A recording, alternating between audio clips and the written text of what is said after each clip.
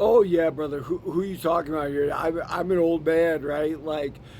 There's pay-per-views I can't stay up for anymore. I just fall asleep no matter how good they are. I missed the Khalil Roundhill Alex Pereira fight because I was just too tired. I mean, I had it for free. I pirated it, but there it is. But I think this goes to a bigger symptom, and Dana and Lorenzo and Frank realized this very early. How do I know that?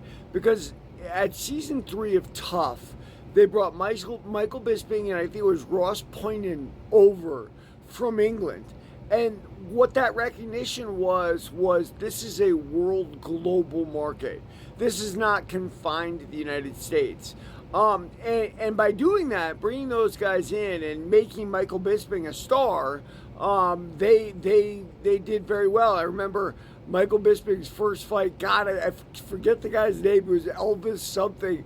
I think he was an Australian. He fought in England, and Michael almost got knocked out by an up kick. And that's the thing about Michael Bisping. I always say, it's not like he was the most talented athlete in the world, but he was one of the hardest workers. And you see a lot of moments where he almost loses or he does lose, but he comes back and he wins. And the kinds of things he did at the end of the day by just being a hard worker are incredible.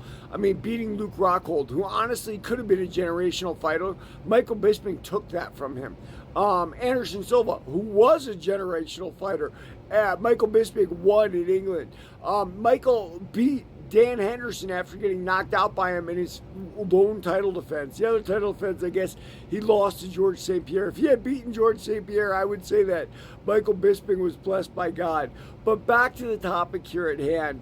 Yeah, the only thing that bums me out is it seems the UFC, when it's a pay-per-view overseas, lets it be a really late night fight, right? They make the fighters fight at like 3 in the morning. But I understand that, just like what they bought in Michael and Ross, it's business, right?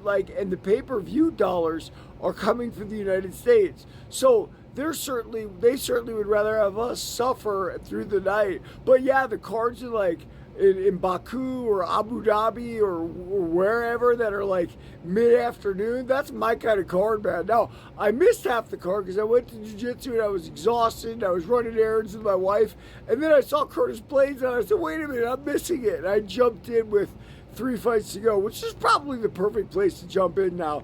I mean, listen, I love fighting, but there is so much on television now. There's almost too much. It's overload. Not that I'm complaining. I want it to stay that way.